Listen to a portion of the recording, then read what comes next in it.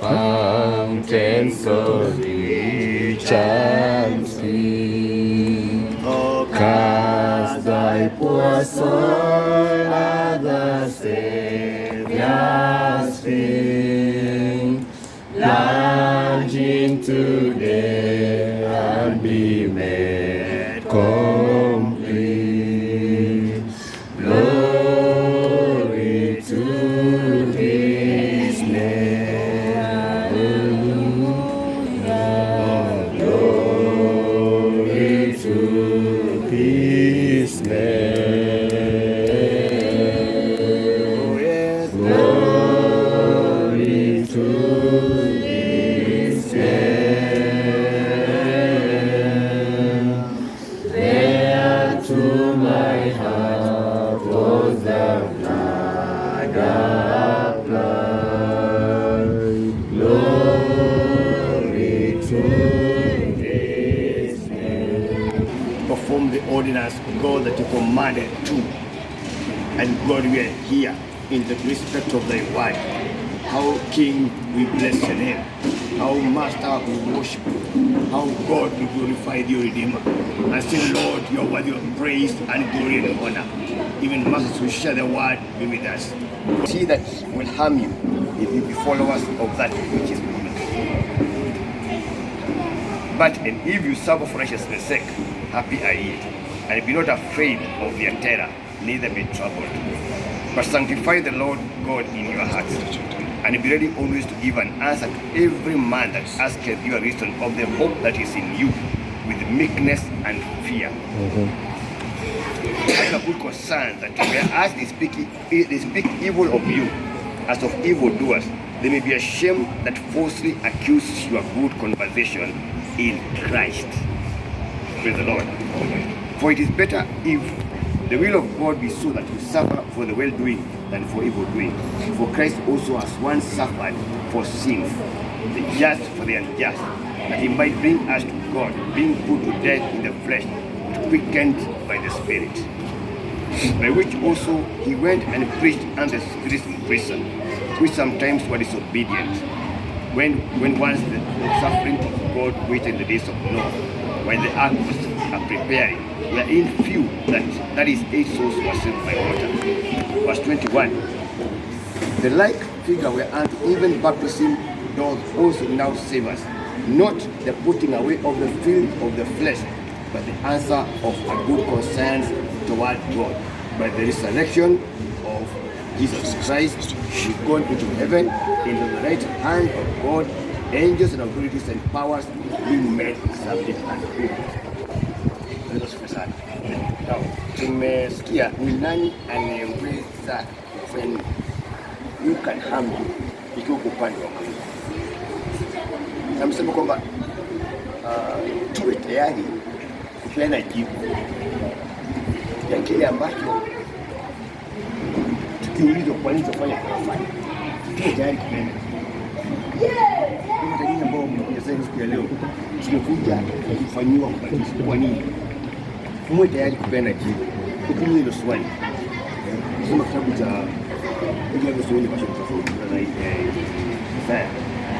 haki, mna heri. Msiogope kutisha kwao, wala msifadhaike, bali mtakaseni Kristo Bwana mioyoni mwenu. Muwe tayari siku zote kumjibu kila mtu awaulizaye habari za tumaini lililo ndani yenu, lakini kwa upole na kwa hofu. Amen. Muwe tayari siku zote kupeana jibu ya tumaini ambayo liko ndani yenu. Amen. Kwa hivyo kile tunachofanya tukijua kwamba ni kitu kinachowekwa tumaini katika maisha, na tuwe tayari kujibu watu wakikuuliza. Amen. Na kwamba ni nini, kwa nini leo Achieng kaamua kubatizwa? Kwa nini Shalini kaamua kubatizwa leo? Kwa nini Faith kaamua kubatizwa? Sikia vile Biblia nimesema. Mambo hayo ni ubatizo. Ni ubatizo, unaowaokoa ninyi pia siku hizi. Sio kuwekea mbali uchafu wa mwili, bali jibu la dhamira safi mbele za Mungu. Amen. Ni sio ubatizo hauokoi, haya maji hayokoi. haya maji hayatakufanya utakasike, lakini ni onyesho la nini? Dhamira safi. Okay, inayotoka ndani ya moyo wako towards the word of God. What does it say? Good concerns towards the word of God. What is Swahili siku wa mwili? Bali jibu la dhamira safi mbele za Mungu. Yes. Kwa kufufuka kwake Yesu Kristo. Kama alivyokufa katika mfano wa ubatizo, tunakufa na yeye, tunafufuka na yeye. This is an outward show of the inward one. Kwa hivyo hili si jambo la kutimiza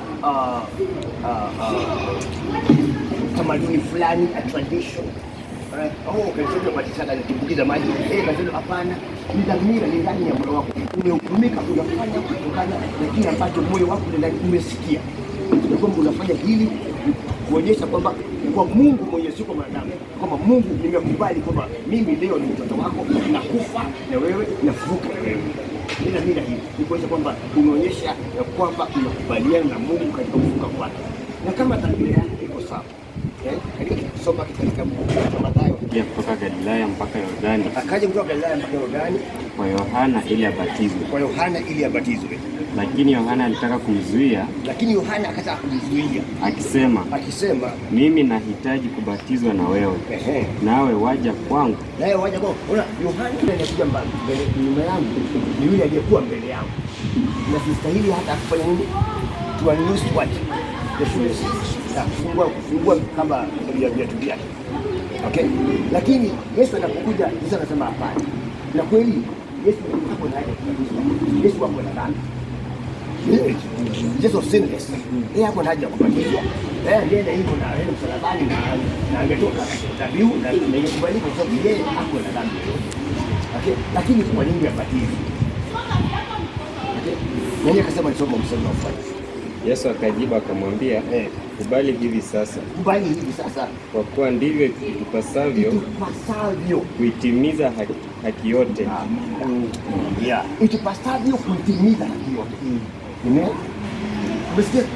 Petro anasema kwamba ni dhamira safi kwa Mungu. Kwa hivyo ni jambo ambalo ingawa inaonekana lafanywa mwili huu ambao utabaki hapo, utaoza. Umenielewa? Lakini lina kazi fulani katika nafsi yetu. Dhamira yetu ikiwa sawa. Naona Yesu ya Kristo, dhamira ya Kristo ilikuwa sawa. Kwa hivyo ilifanya nini? Baadaye naye Yesu alipokwisha kubatizwa, mara akapanda kutoka majini. Na tazama, mbingu zikamfunukia, akamwona Roho wa Mungu akishuka kama hua, akija juu yake.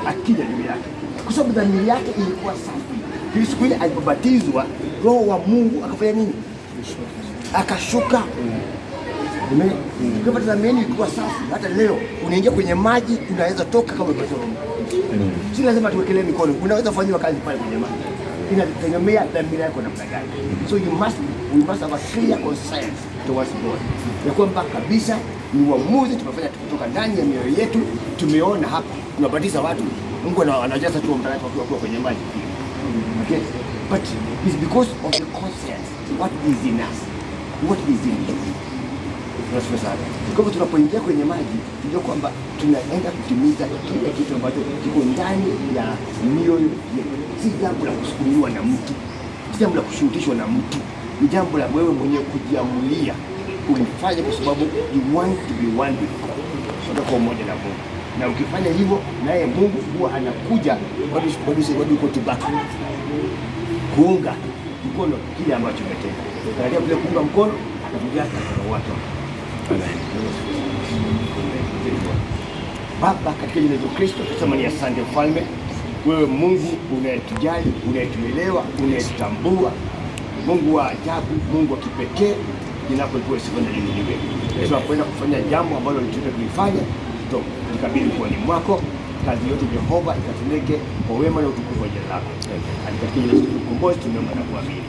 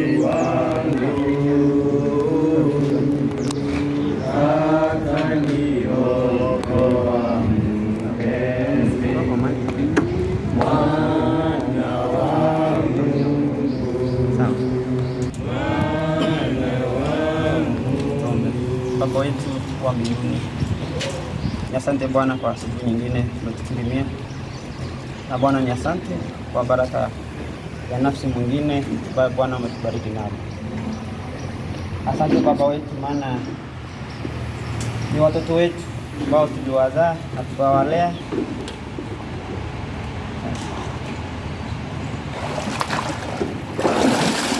Amen. Tunastairs.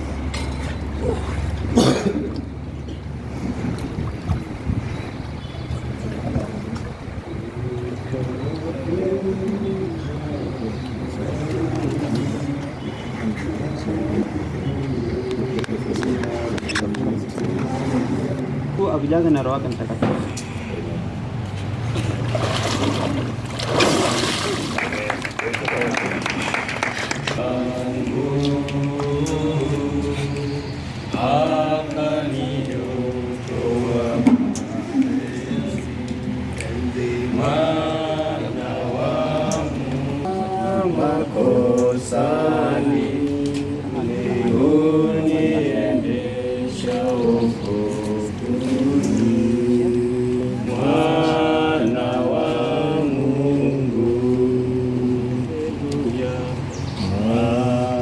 Marvelous Achieng, na kupatiza katika jina la Bwana wetu Yesu Kristo kwa ondoleo la dhambi zako. Mungu akujaze na Roho yake Mtakatifu. Amen. Amen. Hicho kijito cha gharama leo uzima, mwana wa Mungu.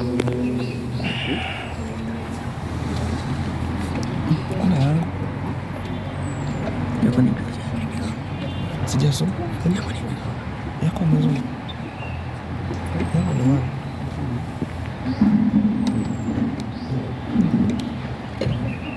Faith Wanja, na kupatiza katika jina la Bwana wetu Yesu Kristo kwa ondoleo la dhambi zako.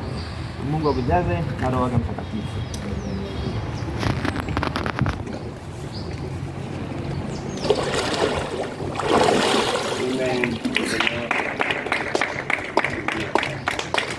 Pray.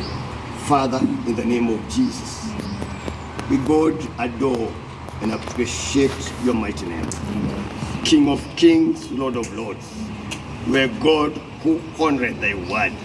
And I pray in the name of Jesus, as these your children have confessed, Lord, and accepted to partake of the ordinance you gave them. Master, may you fulfill your word, O God, and fill them with your Holy Spirit. In the name of Jesus Christ, as you promise, O Father, that it may be sealed away, O God, in thy kingdom, that when Master come back, O Father God, second round, Jehovah God of glory, you find them ready, Master, for your coming, O Lord. Amen. We thank you, we bless you, we exalt you, we magnify you, and we cover them with the blood of Jesus. May they be soldiers, O God. May they fight for thy word. May they, God, confess it, O Master, wherever they will be, O Father. In the name of Jesus, do we pray and believe. Amen. Amen. Praise the Lord.